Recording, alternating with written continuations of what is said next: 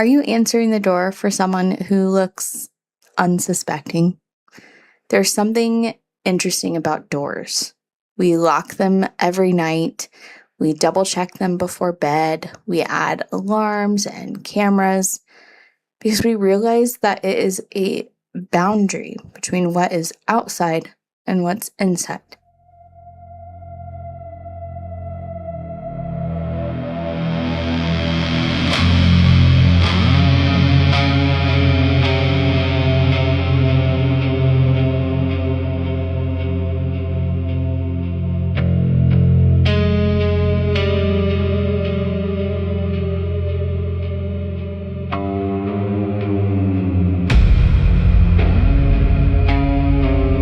This is Static Hour, a late night broadcast of strange and unsettling stories from the darkest corners of the internet.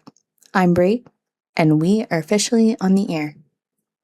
And tonight's stories all begin the same type of way, with a knock, a strange visitor, or the feeling that something is standing right outside the door, just waiting to be let in. All right, so before we get started, just some trigger warnings are home invasions, kind of stalking vibes. So just want to get into that. So our first story comes from user LuckySound3561. This is from the subreddit Creepy Encounters. This post is called Strange Experience. And this first story really isn't like off the wall crazy, but it does lend itself for really good thoughts. So I wanted to go ahead and read it just to kick off the episode.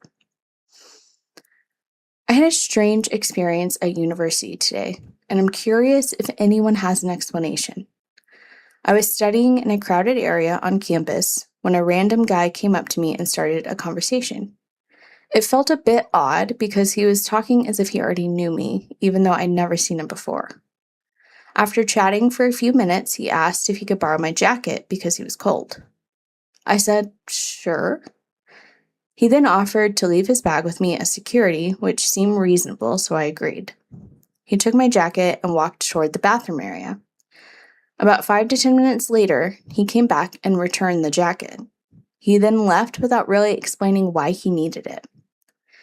The strange part is that my keys were in the jacket pocket. When I checked afterward, the keys were still there and nothing seemed to be missing. As far as I can tell, nothing had been added to the jacket either. I'm genuinely confused about what happened. Why would someone borrow a stranger's jacket for a few minutes and then return it? Has anyone experienced something similar or had any ideas as to what he might be doing? Okay, so like I said, not a super scary story. It's just a weird one. But I liked some of the comments and stuff, just like I said, because they're good thoughts. And I hope that amongst all of these spooky stories that we read and talk about, that in the end, there is something that we can kind of learn from it and grow. Someone said, check the jacket for an air tag or any type of device. That's just odd. Another person said, is there any way to make copies of someone's keys that quickly? Checking for an air tag is a smart idea. I'm sorry, but this seems very suspect to me. Make sure no one follows you home for the next few days. Someone else said, yes, you can get a negative of a key in a few seconds. You take the key and press it into clay and it imprints the pattern. Then all you have to do is get the appropriate key blank and file it to match the pattern. They actually sell something kind of like an Altoids tin that has a clay in it for locksmiths to make impressions of keys so they can make copies for customers without having to take their key. Someone else said, I just researched it and it takes a criminal less than 60 seconds to replace a key fob using wireless technology. Happens here in California all the time. It's scary. The technology used now and only getting crazier and scarier when used for malice. And then someone else said, I would definitely change the locks OP, maybe get a camera or ring doorbell and motion detection light if you don't already have it. I just have a feeling that this person was up to no good. Someone else said maybe he was trying to hide from someone briefly or wanting to be incognito. Plus, never allow someone to leave a bag near you. There could be drugs or something in it that you could be at risk being caught of. Either way, something sounds off altogether. And that's a good point. I didn't even think about the bag part of it, you know? Like, I know in airports, they tell you do not ever leave a bag or, like, report an unattended bag. So that's wild. And someone else just said, this is insane, giving some random stranger your jacket with your keys in it and them going out of sight and leaving a bag near you. A lot of people said, like, it sounds like the copying of the key or putting an air tag in there. And, like, my thing that I'm wondering is, like, maybe he was watching her for a while and saw her put her keys in her pocket and then was like, okay, perfect, you know? And if she took them out before she gave it to him, then he could have been like, okay, and then just kind of brushed it off and didn't do anything about it. But, like, in the instance of what she did and didn't, you know, take her keys out of her jacket, then he was like, this is the perfect opportunity for me to do this. I don't know. Yeah, just a lot of people really reiterating the same thing. Someone said, why on earth would you let some guy borrow your jacket? You're very young and don't know yet. Please, from now on, know that safe, normal men should never approach a woman and ask for anything. I don't know about that. There's no such thing as a safe, normal man. What? I don't agree with this person. So I tell my kids that an adult should not be asking you for help if you don't know them, you know? Like, if a stranger comes up to you and says, hey, I really need help with something, no, they can ask another adult. I think that is something that I've really tried to instill with them. Like, if you don't know someone and they're coming up to you saying, hey, can you please come help me with this by my car or anything like that, you know, can you please go grab this for me or something? It needs to be an automatic no. If they really needed help, they would ask an adult. They would not ask you, a child. But as far as an adult asking another adult, I don't think that's that odd. So, like I said, just a quick little story to kind of kick us off. But like I said, I think that it's important, like the bag thing and, you know, questioning someone's motives and realizing how quick it is for someone to copy a key. Like, it made me just kind of always want to be aware of where my keys are and where I'm leaving them and things like that, you know. The next story comes from user Matthew Saipo. Subreddit is True Scary Stories, and the title is, I think someone was actually trying to break into my house that night. After school, I got home, made food, watched TV for a while, and messed around on my computer. My mom texted me a few times, reminding me to do my homework and lock the doors before sleeping. Later that night, the house started feeling weirdly quiet. Not even creepy at first, just too quiet. I finished my homework, stayed up for a bit longer, and eventually went to sleep. Sometime in the middle of the night, I woke up thirsty and went downstairs to get water.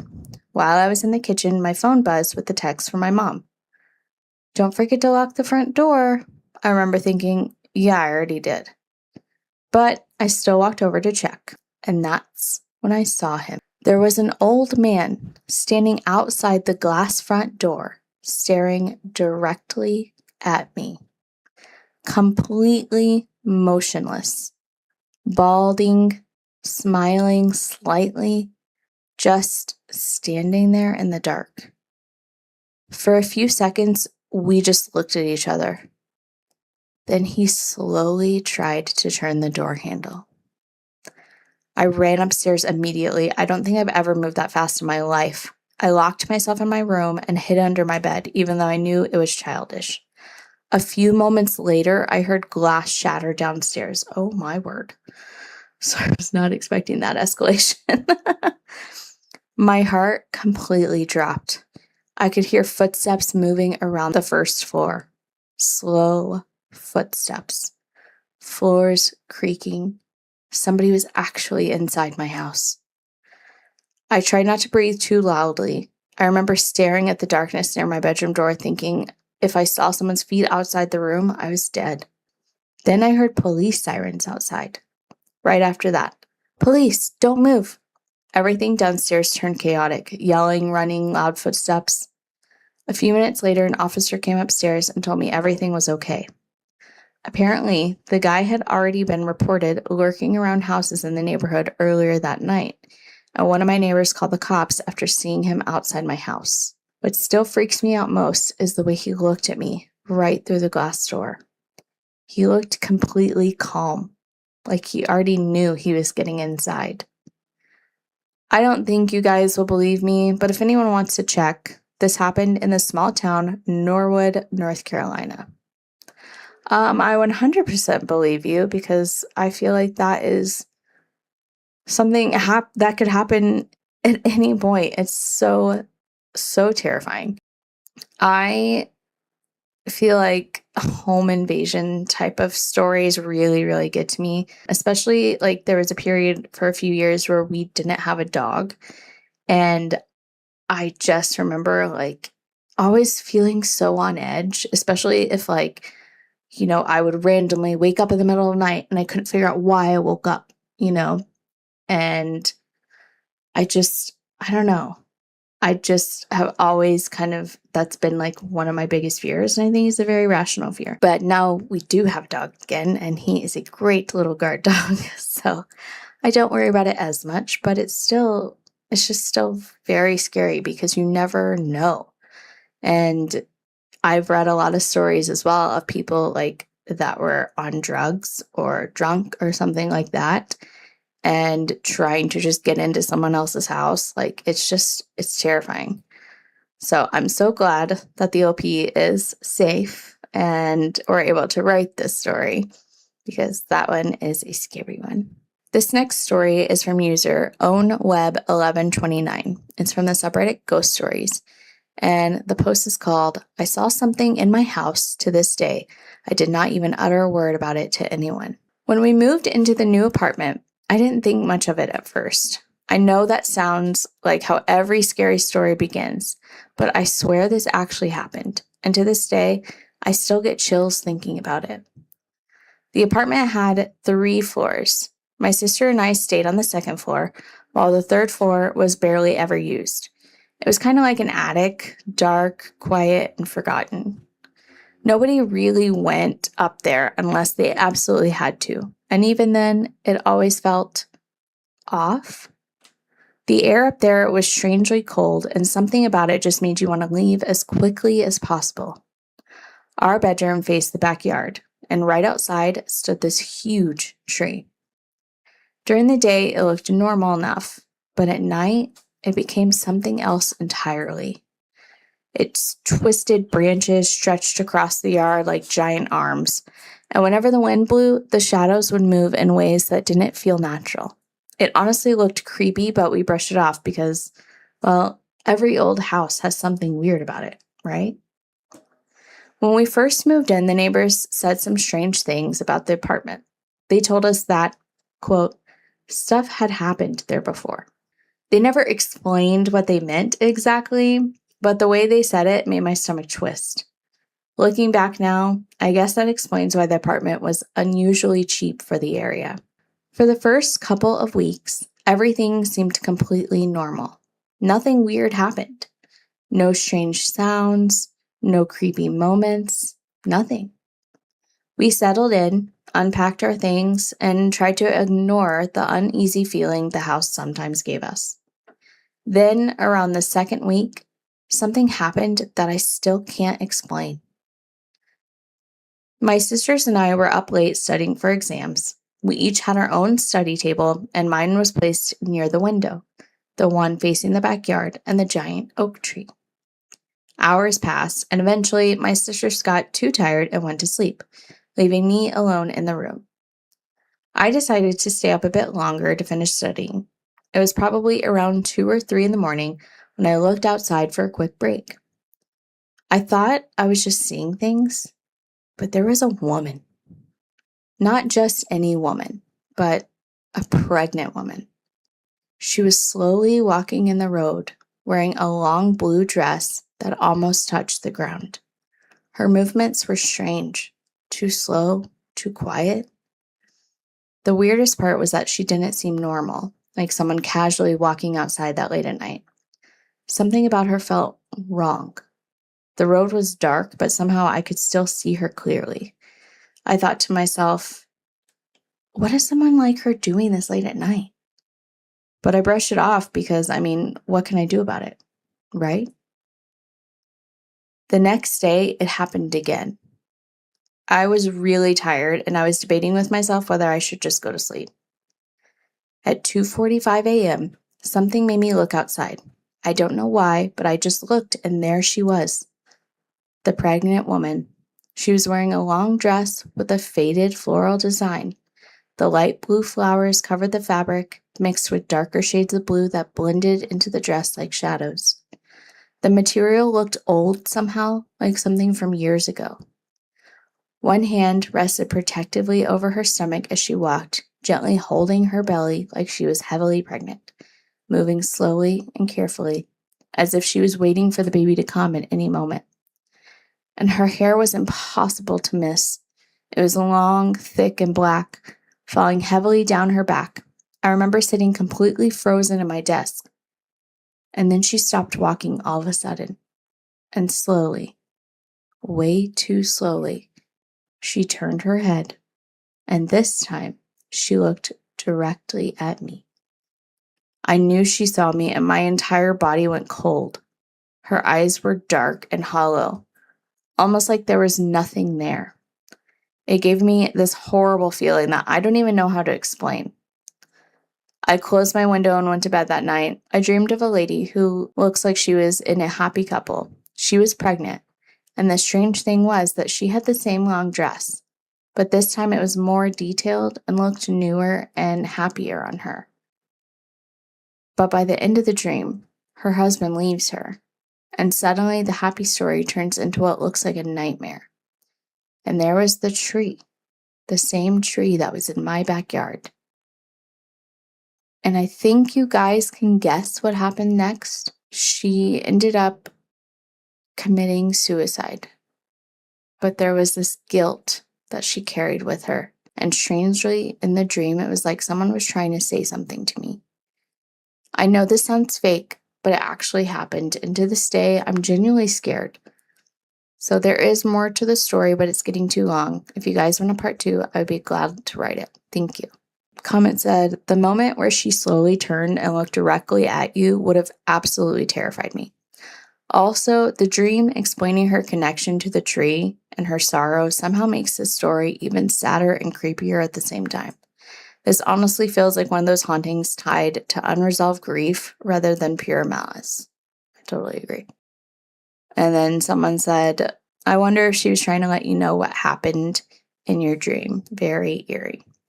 Okay, I was going to go look and see if they actually posted a part 2, but they did not. So I don't know what else happened with that one, but it's just, that one was, again, it's very creepy. I don't want pregnant women walking outside my house and looking at me with their dead, hollow eyes. I don't like that. Just going to throw that out there. But at the same time, it's just, that one was just really sad too, because it does sound like they had the dream and the woman was showing them what happened. And that's just really sad. All right, this next story is from Loyalty Me Oblige. It's from the subreddit Ghost Stories, and it's called Ouija Went Wrong. I will say that this person does not seem like I think they're from Argentina. So it doesn't seem like they're a native English speaker. So I'm going to do my best to kind of make some of it make sense, but some of it feels a little jumbled. So just a heads up. This happened over 2 decades ago. My middle brother and his friends were at the end of a sleepover at home about to play Ouija. We call it Juego de la Copa in Argentina. It's basically the same. You cut the letters yes and no and use a champagne or wine glass. The rules are simple. My friends at school were doing it at sleepovers for the sake of playing with fire. Once you are finished, you must place a piece of paper under the glass without raising it, open a window, and then remove the piece of paper from under the glass and then close the window. It was almost 6 a.m. I couldn't sleep anymore given the noise that they were making, and I had to leave soon for an internship anyway, so I just went in there and started watching them. I reminded them about the rules and to be extra careful. Our house had previously belonged to my grandparents, though they never lived there. It's from the early 1900s, and then they said, so they're telling you this because there's a lot of lore about their house. So they say Their house is from the early 1900s, and then they were also using a table that was passed down from their uncle. So it felt like too much emotional baggage already. I ended up joining in for a while. As per usual, nothing worth mentioning happened at first. Twice they were pretending to be a spirit until something shifted. The glass started to move randomly, very strong, and we felt it was for real this time. Of course, everyone started accusing each other of pretending, but I could hear the fear in their voices. The spirit refused to say its name, just confirmed that it was a woman, and with every single question, it got more aggressive. A common question is whether he or she does not like anyone there, and it went automatically, strongly, and sharply towards my brother. So they asked the woman they were talking to, is there anyone here that you don't like? And it said the OP's brother. In hindsight, we should have stopped right there, but I didn't force them, and I should have, especially since I had to leave soon. Before leaving, I made them promise to say goodbye and to perform all the precautions I suggested, and he knew very well. They were 15. They didn't do that. They just raised the glass and then went to bed. At 6 a.m., they're just now going to bed. A week later, weird things started happening. As I previously mentioned, it's an old house in Buenos Aires with a private entrance by long stairs toward the first floor. This will be important later. Doors would start opening without anyone opening them. The boards would creak as someone was walking, but those rooms were always empty. Things started moving randomly or would fall without any reason. My siblings were scared, and so was I. They told my parents, but my father would say, it's cloudy when it's sunny, and my mother is actually worse when it comes to denial. Okay, so I don't know if that's an expression, but they're both basically saying their parents just brushed it off. Then the TV started acting weird too. They would switch channels in an odd order, 1, 3, 5, 7, 9, etc. It was always in an odd number order. My mother would claim the TV was not working properly, but we all knew better. Then they would just turn it off, and it felt like whatever was happening was escalating. A couple of times I saw someone standing in the kitchen from a different window with their back to the window that had long curly hair and a white top. She was turning, and I screamed. No one was there. The computer room had a door that led to a balcony that was permanently shut with a lock. Once, without me noticing, it opened completely.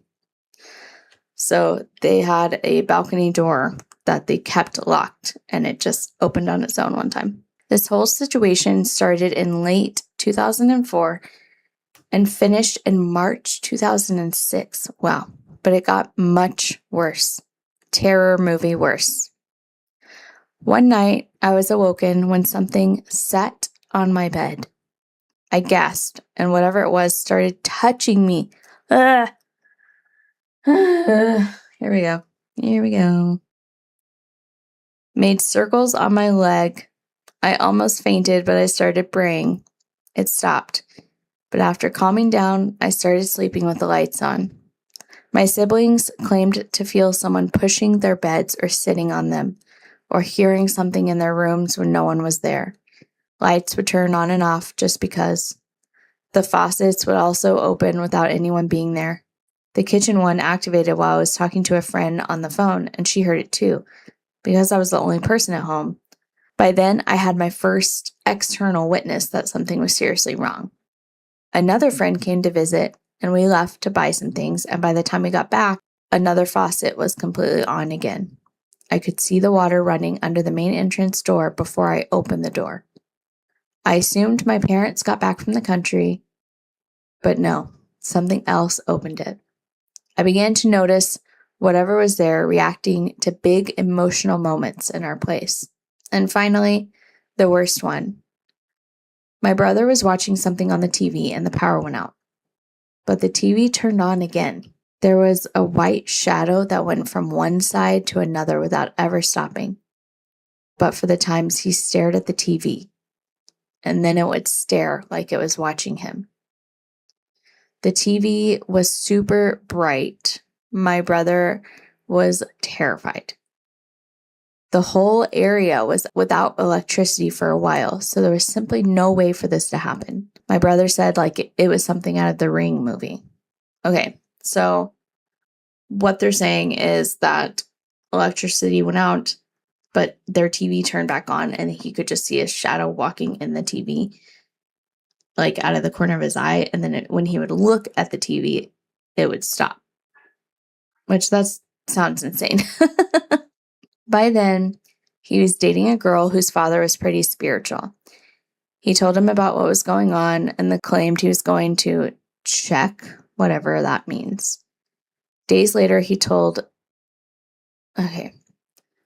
so the girl's father went to check their house, and he told him that someone was trapped in their house, and it was becoming more powerful each day. He promised to get rid of her. Yes, it was a her. And days later, it felt like something lifted. The house felt lighter, more peaceful. He promised my brother it was gone, and it was. My nephews once mentioned that they wanted to play Ouija, and my brother basically shouted at them if they ever did it. Memories never fade, I guess. So I'm sorry if that one was kind of hard to understand. Like I said, I don't believe that English is their first language, but a terrifying story nonetheless. I don't know anything about Ouija boards because I just refuse to give into that. I'm not saying that they're real or fake or whatever. I'm saying that you kind of get what you believe in some circumstances, and I'm not going to put myself in that position. So I think that there are enough scary things in the world right now that I don't need to bring anything else scary. All right, this next story is Decode Matt. The subreddit is True Scary Stories, and the post is called Room 402. I moved into a container housing complex in Leiden at the start of the academic year. I apologize if that's not how you say it. It's one of those temporary student housing sites on the edge of the city, stacked metal units, long corridors, thin walls that turn every sound into something you can't ignore. I was assigned room 402. The room next to mine was 401. That's what I believed from day one, because that makes logical sense. At first, I just noticed normal apartment noise. A chair dragging across the floor late at night, water running long after midnight, a low voice speaking occasionally, like someone was talking to themselves or on a phone call that they didn't want overheard. It never felt unusual, just close living. But I never saw anyone coming out of that room. No hallway encounters, no shared moments at the entrance. Still, I didn't think much of it. After a few nights, I started reacting to the noise. One evening, I knocked on the wall and said, half annoyed, "Hey, could you keep it down?" There was a pause. Then a voice answered, "Sorry." Clear enough that I froze. That was the moment I realized I could actually talk to whoever was there. We started speaking more regularly after that. Short conversations at night. Nothing strange at first, just the kind of thing that happens when you live in close quarters and don't see your neighbors. He told me his name was Amir. He said he was in youth care housing and had been moved between placements for years. Every time he arrived somewhere, there were problems with his file. Sometimes he didn't show up in the system at all. Sometimes his file existed, but without a confirmed placement. Once, he said a caseworker told him, quote, "We can't proceed without a record of you being here," unquote. He said that happened more than once. I tried to verify it after a while. I asked the housing supervisor who lived in the adjacent unit. He checked his tablet and said, "There is no assigned tenant for that room." I told him I could hear someone every night. He didn't argue, he just repeated, "The adjacent unit is not registered as occupied." That was the end of it. That's when I started paying closer attention to the hallway. My door clearly had 402 on it. The door next to it had no number plate, just blank metal. I remember standing there longer than I should have, trying to figure out when I'd actually last seen the number 401, because I was certain it had been there. Completely certain. I started checking everything: the housing portal, my contract, old emails from the placement office. At first, everything looked fine, but then I noticed inconsistencies. My unit number wasn't stable. Some documents listed as 401, others 402. Even the floor plan PDF I had saved on my laptop had two slightly different versions depending on when I opened it. I assumed it was just administrative chaos. The whole system runs on temporary placements and outdated updates. But the voice next door didn't stop. Same timing every night. Same tone, same presence. It started to feel less like noise and more like someone was waiting for me to respond. One night, I asked him directly through the wall, "Why does no one else seem to know you're here?" There was a long pause before he answered. Then he said, "They know. They just don't have me in the system yet." I remember thinking that was a strange way to put it. A few days later, I went to the housing office. I told them that I had been communicating with someone in the adjacent unit for months and wanted to confirm who it was. The woman behind the desk pulled up my file. She looked at the screen for a long time. Then she said, "You are the only registered occupant in your section of the corridor." I told her that was not possible. She checked again, slower this time, then added, "There is no unit 401 adjacent to yours." I laughed. Not because it was funny, but because it felt like she was missing something obvious. Like she was refusing to acknowledge a door that I could still clearly picture. A door I had stood in front of dozens of times. A door I had spoken through. That night, I stood in the hallway longer than usual. 402 on my side. Blank metal on the other. No number, no label, no sign of anything ever being there. I kept staring at it, trying to remember when I had last actually seen 401 written anywhere physical. Not in my memory, not an assumption, in reality. I couldn't. That night I knocked again. "Amir?" No answer. I knocked harder. Still nothing. For the first time since I moved in, there was no sound at all behind the wall. No movement, no background noise, just complete silence, like the room had been switched off. The next few days, I felt slightly off in a way I can't properly explain. My notes about him are still there, but when I reread them, they felt strangely empty. Conversations without clear beginnings, replies that didn't quite anchor to anything I could verify. Like I had documented a conversation without ever hearing the other side of it. Even the layout of the building started to feel uncertain. I found myself second-guessing directions I had taken hundreds of times. Not in a dramatic way, just small hesitations, like my memory and the physical space didn't fully match anymore. Yesterday, I went back to the housing office one last time. I asked them to print the current floor plan. They did. One corridor, one occupied unit. No adjacent room. No room 401. No shared wall. Just a single registered space. I asked them where the sound had been coming from. The woman looked at me for a moment and then said, "There's no other unit in your corridor. There never has been." I left without arguing. I don't really remember much of the walk back, only standing in front of my door for a long time afterward, staring at the number, trying to place something on the other side of that wall that I could no longer confirm had ever been there. Because if there was never anyone next door, then I don't understand why I still remember answering someone every night. And I don't understand why the silence now feels like it's waiting for me to speak first. Hey, that was a scary one. So someone had commented and it got deleted by a moderator, so I don't know what they commented. But the OP responded to them and said, I didn't mention this in the post because I thought people would say I was making it up. After the last night that the sounds had stopped, I checked the wall beside my bed. There are scratches in the paint now, long vertical ones, like someone dragged their fingernails down the metal from the other side. They weren't there before. And yesterday morning, half asleep, I heard knocking coming from inside my room instead of the wall.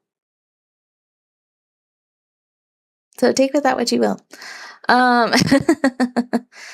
This one is creepy in just a way of you believe something and then slowly over time you question everything that you believed.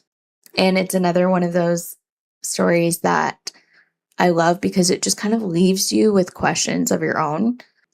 Was this a ghost? My thought was someone was squatting in there. But then he's like, the layout doesn't even make sense anymore. It's almost like it was all kind of a mental thing for them, which is wild. All right, for our last story tonight, this comes from user zoo_z. I don't know. This is from the True Scary Stories subreddit, and it's called My Mom Had a Nightmare at 3 a.m. that turned out to be real. I had a conversation with my mom last night, and she randomly told me about something that happened when we lived in this old house years ago. I thought I'd share it here. This was back when I was in elementary school. I don't remember why we had to move out, but I was really upset about leaving my friends behind. A family we knew had let us stay temporarily in their old house while my parents looked for a more permanent place.